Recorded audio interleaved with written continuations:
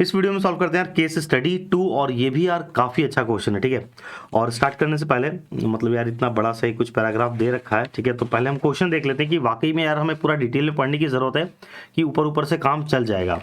The coordinate of the centroid of triangle E H जे का हमें centroid बताना है। तो भाई सेंट्रॉइड बताने के लिए हमें ई एच और J individual point E H J हमें यहाँ पे दिख रहा है ई एच जे, इसका ई एच जे का कोऑर्डिनेट पता होगा तो सेंट्रॉइड हम लोग इजिली निकाल सकते हैं। ठीक है, इसके बाद if a player P needs to be at equal distance from A and G such that A P G are in the straight line then position of P.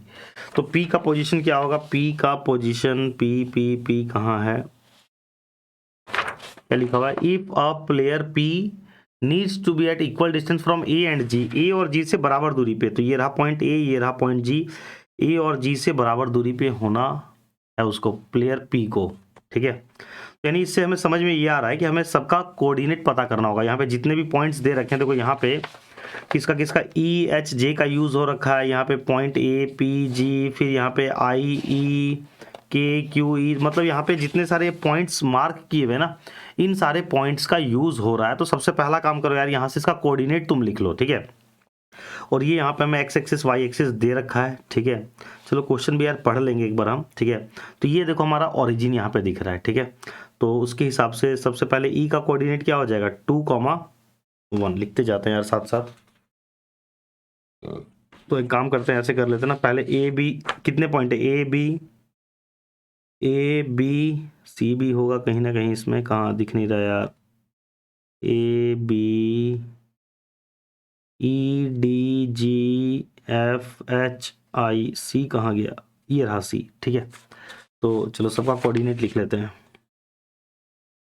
ए का कोऑर्डिनेट क्या हो जाएगा, 3,6। ठीक है, फिर बी का क्या हो जाएगा, बी कहाँ, ये रहा 4,3।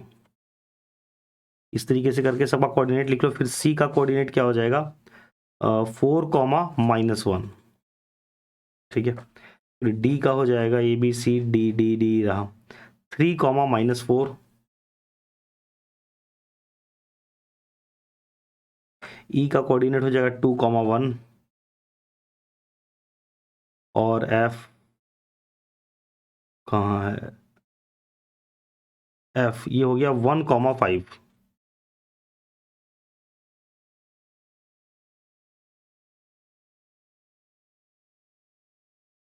जी का कोऑर्डिनेट ये हो जाएगा 1,-3।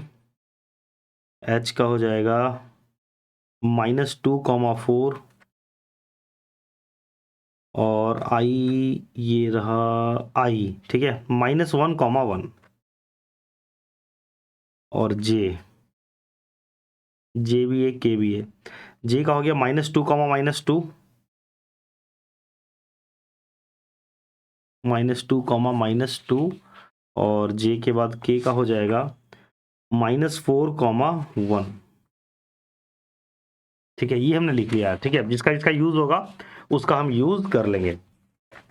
तो अब आगे देखो, पूछ रहा है coordinate of centroid E H जे का हमें बताना है। तो यार पूरे इस फिगर का यूज नहीं है, तो इसको मैंने एक छोटा सा पार्ट इसका यहाँ पे कट कर रखा है। ई एच जे, ये रहा पॉइंट ई एच और जे, इस ट्रायंगल का हमें क्या करना है, सेंट्रॉइड बताना है। तो सेंट्रॉइड यार सिमिलरली कैसे निकलेगा, सेंट्रॉइड का फॉर्मूला होता है x1 + x2 + x3/3, y1 + y2 + y3/3। ठीक है, तो ये होता है फॉर्मूला सेंट्रॉइड का। तो यहाँ पे x1 x2 x3 क्या है, जो ई का कोऑर्डिनेट होगा, तो ई का कोऑर्डिनेट क्या था, एक बार हम लिख लेते हैं। ई का कोऑर्डिनेट था हमारे पास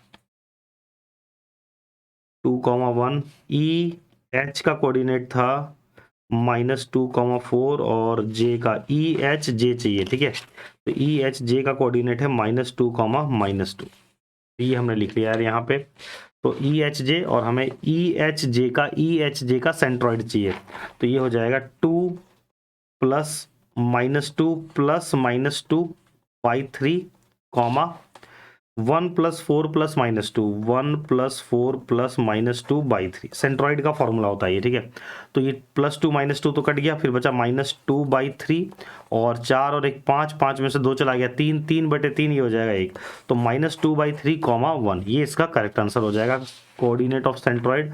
तो -2/3, 1 ये रहा इसका करेक्ट आंसर, ठीक है। इसके बाद देखो next question number 47। If a player P, देखो अभी तक हमने जो लेटर यूज किया उसमें क्या क्या था, ABCDEFGHIJ के तक, पी का कोई यूज नहीं, यानी पी एक नया प्लेयर है, ठीक है। If a player P needs to be at equal distance from A and G, A और जी से इक्वल डिस्टेंस पे होना चाहता है भाई। If a player P needs to be at equal distance from A और जी, ये रहा पॉइंट ए, ये रहा पॉइंट जी, ए और जी से इक्वल दूरी पे होना है। प्लेयर जो पी है वो ए और जी से इक्वल दूरी पे है, ठीक है। 1 मिनट रुक जाओ। तो अब ए और जी से इक्वल दूरी बोलने का मतलब क्या हुआ है, मान लेते हैं ये पॉइंट ए है, ये पॉइंट जी है, ए और जी, ठीक है। और कोई प्लेयर है पी, बोल रहे हैं कि वो ए और जी से इक्वल दूरी पे है, तो वो प्लेयर यहाँ पे भी हो सकता है, देखो ए और जी से इक्वल डिस्टेंस पे है, ठीक है। वो प्लेयर पी यहाँ पे भी हो सकता था, ए और जी से इक्वल दूरी पे है। वो प्लेयर यहाँ भी हो सकता था, ए और जी से इक्वल दूरी पे है, ठीक है। लेकिन क्वेश्चन में एक एक्स्ट्रा इन्फॉर्मेशन और दे रखा है, such that A P and G are in the straight line, तो जो कि ए पी और जी एक स्ट्रेट लाइन में होना चाहिए।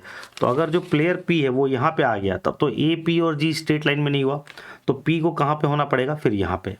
यानी जो प्लेयर पी है वो दोनों जगह से इक्वी डिस्टेंस भी होगा और इस स्ट्रेट लाइन पे होगा। यानी क्या समझ में आया कि जो पी है वो कैसे निकलेगा, ए और जी का मिड पॉइंट, ठीक है, सिंपल। तो यानी ए और जी का मिड पॉइंट निकाल दो। तो ए का कोऑर्डिनेट क्या था हमारे पास, ए का कोऑर्डिनेट है 3,6 और जी का कोऑर्डिनेट है, वैसे ही देख लो यार यहाँ से 1,-3, 1,-3। तो इसका तुम निकाल लो, क्या आ जाएगा मिड पॉइंट। तो जो प्लेयर पी का निकालना है हमें, नीड्स टू बी, तो पी का कोऑर्डिनेट कैसे मिल जाएगा, इन दोनों का मिड पॉइंट ए जी का, 3+1, 3+1/2, 6-3, 6-3, 6+-3 मतलब 6-3 हो जाएगा /2। तो 3 और 1 4, 4/2, ये बन गया 2, 6 में से 3 चला गया 3, 3/2, तो ये हो जाएगा 3/2। तो 2,3/2, 2,3/2, 2,3/2, ये रहा ऑप्शन सी करेक्ट इसका, ठीक है। Next, the point on x axis equi distance from I and E, x axis पे पॉइंट होना चाहिए, वो आई और ई से बराबर दूरी पे होना चाहिए, आई और ई से बराबर दूरी पे। तो आई ये रहा पॉइंट और ई ये रहा पॉइंट, आई और ई से बराबर दूरी पे होना चाहिए और वो एक्स एक्सिस पे होना चाहिए। देखो तो ये तो हम लोग ओरली कैलकुलेट कर सकते हैं, ये रहा एक्स एक्सिस हमारा और आई और ई से बराबर दूरी पे। तो तुम देखो आई और ई के बीच में कितने का गैप दिख रहा है, 1 बॉक्स, 2 बॉक्स, 3 बॉक्स, 3 बॉक्स का गैप दिख रहा है, तो उसके बीचों बीच वाला पॉइंट ले लो। तो एक बॉक्स हमने इधर छोड़ दिया, एक इधर छोड़ दिया, ये तो यानी ये वाला पॉइंट हमें दिख रहा है कि बराबर दूरी पे है, ठीक है। ये तो चलो सिंपल था, तो हमने ओरली ऐसे देख लिया। अगर पॉइंट यहाँ पे होता, यहाँ पे होता तो थोड़ा सा प्रॉब्लम होता, तो हम कैलकुलेट करते। ये तो चलो ओरली समझ में आ रहा है। तो ये क्या हो जाएगा, ये पॉइंट क्या हो जाएगा, एक्स एक्सिस पे है, तो ये 0 और 1 के बीच वाला पॉइंट दिख रहा है, तो 1/2 हाफ हो गया, सीधा सीधा 1/2, 0, तो 1/2, 1/2, ये रहा, ठीक है। तो ऐसा नहीं है भाई कि हर जगह तुम्हें पूरा सॉल्व करके ही देखना है, ठीक है। एमसीक्यू है तो एमसीक्यू को अलग अलग क्वेश्चन को सॉल्व करने के लिए हर जगह अलग अलग अप्रोच लगाएंगे। कहीं पे यार कुछ कंसेप्ट पता होता है, कोई ट्रिक पता, उसकी हेल्प से लग गया, कहीं कोई फॉर्मूले से लग गया, कहीं पे ओरली भी करना पड़ता है, ठीक है। तो अब लेकिन तुम हर क्वेश्चन को नहीं मैं तो सॉल्व करूंगा, नहीं यार, तो सब्जेक्टिव नहीं है, ऑब्जेक्टिव है। तो अलग अलग क्वेश्चन में अलग अलग अप्रोच लगेगा, ठीक है। जहाँ पे ओरली कर सकते हैं तो वहाँ पे ओरली लगाओ। उसी तरीके से ये वाला क्वेश्चन है, रुक जाओ 49 को, पहले ये देखो 50। The point on the Y axis equi distance from B and C, बोल रहा है बी और सी से बराबर दूरी पे होना चाहिए। तो बी ये रहा, सी और ये रहा, फिगर हो गया है गड़बड़, तो हम दूसरा फिगर ले लेते हैं। बी और सी से बराबर दूरी पे होना चाहिए और वो वाई एक्सिस पे होना चाहिए। The point on Y axis equi distance from B and C, ये देखो पॉइंट है बी और ये है सी, ठीक है। तो इस दोनों के बीच में पॉइंट होना चाहिए मतलब, ठीक है। और वो वाई एक्सिस पे होना चाहिए और बी और सी से बराबर दूरी पे होना चाहिए। तो तुम देखो अंदाज से कितने का गैप दिख रहा है यहाँ पे, 1 box, 2 box, 3 box, 4 box, 4 box का गैप दिख रहा है। तो उसका बीचों बीच वाला पॉइंट क्या हो गया, 2 बॉक्स हमने इधर छोड़ दिया, 2 बॉक्स इधर छोड़ दिया, यानी ये वाला पॉइंट, यानी ये बराबर दूरी पे हो जाएगा। और ये भी बी और सी एक स्ट्रेट लाइन में आ गया था, इसलिए अगर बी यहाँ पे होता, सी इस जगह पे होता, तब फिर हमें कैलकुलेशन करके देखना पड़ता। ये तो बी और सी एक स्ट्रेट लाइन पे आ गया, तो हमने इसको इस तरीके से देख लिया। ये वाला पॉइंट क्या हो जाएगा, वाई एक्सिस पे लाई करा तो 0,1 0,1 0,1, तो ये रहा 0, ऑप्शन डी 0,1। ठीक है। अब देखो question number 49, what are the coordinate of the position of the player Q. फिर ये एक देखो नया प्लेयर आ गया, क्योंकि हमारे पास जो पॉइंट्स गिवन थे वो कहाँ तक थे, के तक ही था। अब यहाँ पे आ रहा है प्लेयर के, what are the coordinate of the position of the player Q such that his distance from K is twice his distance from E. K कहाँ पे है भाई ये रहा पॉइंट के और ये रहा पॉइंट ई। ठीक है, तो जो प्लेयर क्यू है वो कहाँ पे है, what are the coordinate of the position of the player Q. ठीक है, such that his distance from K is twice his distance from E, मतलब के और ई के बीच में यार कहीं प्लेयर क्यू खड़ा है और उसका जो डिस्टेंस है वो के वाले साइड से ज्यादा है एज कंपेयर टू ई वाले साइड। तो इसको यहाँ पे फिगर बनाते हैं कुछ इस तरीके से, पॉइंट हो गया के और ये हो गया पॉइंट ई। ठीक है, के का कोऑर्डिनेट लिख लो, के का कोऑर्डिनेट है -4,1 और ई का कोऑर्डिनेट है 2,1। ठीक है, ये हमने लिख लिया। तो अब जो प्लेयर है वो के और ई के बीच में है और यहाँ पे ये भी दे रखा है कि के क्यू ई आर कोलिनियर। ठीक है, ये तीनों पॉइंट एक ही लाइन में आ रहा है, तो जो क्यू है वो इस लाइन के ऊपर लाई करेगा सच दैट जो उस क्यू का जो प्लेयर का डिस्टेंस है वो के से डबल है, के वाले साइड से ज्यादा है और ई वाले साइड से कम है। यहाँ पे लिखा हुआ है साफ साफ, what are the coordinate of the position of the player Q such that his distance from K is twice, K वाले साइड से उसका डिस्टेंस डबल है हिज डिस्टेंस फ्रॉम ई। तो ये हो गया, तो ये हो गया 2:1 रेशियो पता चल गया। क्यू का कोऑर्डिनेट यार हम लोग इजिली खोज लेंगे यूजिंग सेक्शन फॉर्मूला। तो 2 × 2 ये हो गया 4 प्लस 1 × -4 ये हो गया -4/2 + 1 कॉमा 2 × 1 2 प्लस 1 × 1 1/2 + 1। ठीक है, अब यार अगर किसी बच्चे ने यार अभी तक सेक्शन फार्मूला नहीं पढ़ रखा है तो उसको समझ में नहीं आ रहा होगा। ठीक है, 4 - 4 हो गया 0 0/3 बन जाएगा ये, और 2 + 1 3/3 ये बन गया 3/3, तो 0/3 हो गया 0,1। तो 0,1 0,1 0,1। अरे यार इसका भी आंसर 0,1 आ गया था, इसका भी 0,1। ठीक है, the point on Y axis बोल रहा, वाई एक्सिस पे पॉइंट होना चाहिए, तो ये तो वैसे ही रिजेक्ट हो गया ये वाला पॉइंट।